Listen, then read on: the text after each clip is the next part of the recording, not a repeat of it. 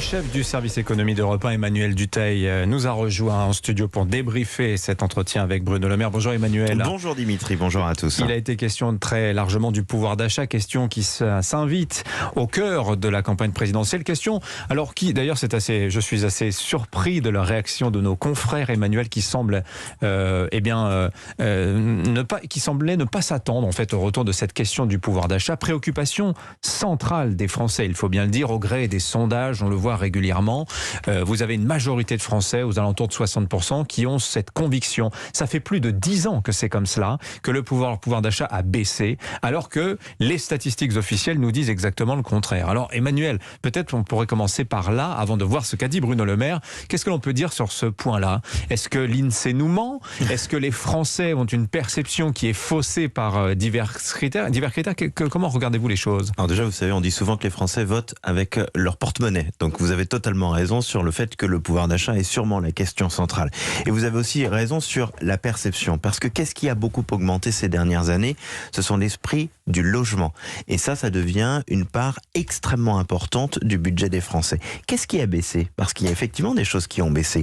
Les prix alimentaires, jusqu'à ces dernières semaines, ça avait assez nettement baissé, puisqu'on était même ce qu'on appelle en déflation sur les prix agroalimentaires. Mais on s'en rendait pas véritablement compte, parce que généralement, quand on a un tout petit peu de pouvoir d'achat en plus au niveau de l'alimentaire, on le dépense, donc on a l'impression au final de consacrer le même budget. Donc effectivement, vous avez totalement raison sur le fait que nos dépenses ont été plutôt contraintes ces derniers temps. Et surtout, on a ajouté à cela, et ça l'INSEE ne le calcule pas en tant que tel, de nouvelles dépenses. On a des dépenses qui sont aujourd'hui considérées comme indispensables et qui ne l'étaient pas il y a peut-être même que 10 ou 15 ans. Les télécoms, effectivement, exemple, vous avez tout à fait raison. C'est-à-dire qu'au début de l'arrivée des télécoms, il y avait un portable dans la famille. C'était un luxe, ça devient une nécessité. Il y en avait un dans la famille. Maintenant, si vous êtes un papa, une maman ou autre, vous avez 2 enfants qui sont ados, généralement, vous avez 4 portables dans la famille. Mine de rien, c'est quasiment 60-70 euros que vous allez dépenser, ou 100 euros que vous allez dépenser comme ça tous les mois. Donc l'INSEE ne ment pas, il faut bien le dire. L'INSEE fait correctement son travail. C'est un point très important, parce que généralement on calcule le niveau de démocratie d'un pays en fonction de la qualité de ses statistiques. Alors c'est un des éléments, bien évidemment. Et l'INSEE est généralement reconnu dans le monde comme l'un des meilleurs instituts de statistiques. Et un élément pour le confirmer, c'est qu'on fait partie des pays qui revoient le moins leurs statistiques une fois qu'elles sont publiées. Par exemple aux États-Unis, alors certes ils publient plus vite que nous, mais alors eux, ils sont capables de diviser par 2 ou de multiplier par 2 une prévision de croissance, par exemple, ce que nous on ne fait jamais en France. Bon, parmi les annonces du ministre concernant le chèque carburant, il n'en a pas dévoilé les détails. Alors semble-t-il, on se dirigerait vers un scénario avec un chèque carburant assez similaire à ce qui se pratique déjà dans les Hauts-de-France depuis 4-5 ans. Une aide ultra ciblée, finalement assez peu importante, et avec des critères d'éligibilité assez compliqués qui font que peu de Français probablement l'apercevront. Mais chose intéressante, il dit le ministre, je préfère un chèque ponctuellement plutôt qu'une baisse pérenne de taxes qui forcément ferait un trou dans les recettes publiques.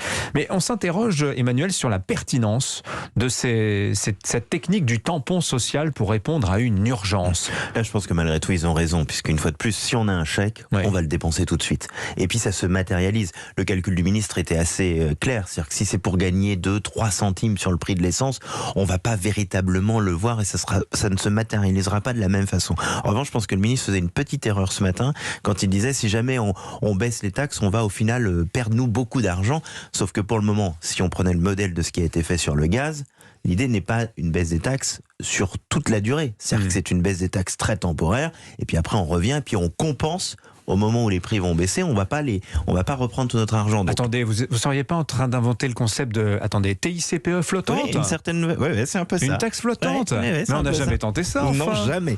Et puis en plus, ça avait bien fonctionné la fois en live. Je le dis effectivement parce qu'effectivement, il y a 20 ans de cela, le gouvernement Jospin avait envisagé une taxe flottante afin d'ajuster les prix du carburant à la pompe en fonction des évolutions du cours du baril, et ça avait été un fiasco total. Alors sur cette question du bouclier tarifaire qui est mise en place, il y a cette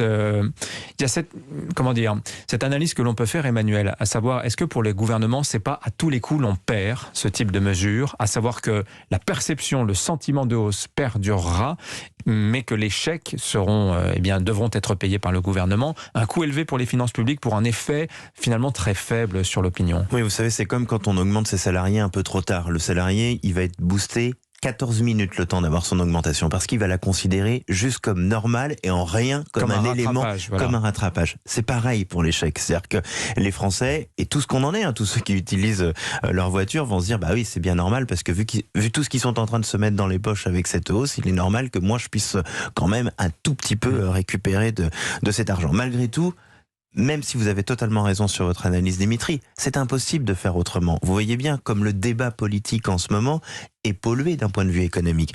Et vous le savez aussi bien que moi, Dimitri, mais ce qui est important en économie, c'est la confiance. Donc pour que les Français continuent de dépenser, il ne faut pas qu'ils aient l'impression qu'ils vont avoir un trou gigantesque du côté des prix de l'électricité. Quand vous entendez, ou des prix du carburant, quand vous entendez, et ce que nous-mêmes on a fait, plus de 500% de hausse sur le gaz sur un an, enfin bon, vous vous rendez compte sur le marché de gros, sur le marché de gros, bien évidemment, pas sur nos factures. Ouais. Vous vous rendez compte l'impact que tout cela peut avoir. Donc, bien évidemment, qu'il faut agir vite, qu'il faut agir de façon visible, et c'est certain que le chèque est la meilleure idée. De toute manière, on retient toujours mieux les hausses que les baisses, les mauvaises nouvelles. Qu'elles sont mieux appliquées que les baisses. Que les bonnes. Voilà, l'économie, c'est aussi affaire de psychologie. Merci Emmanuel Dutheil. Merci, le chef du service économie d'Europe 1. Dans un instant,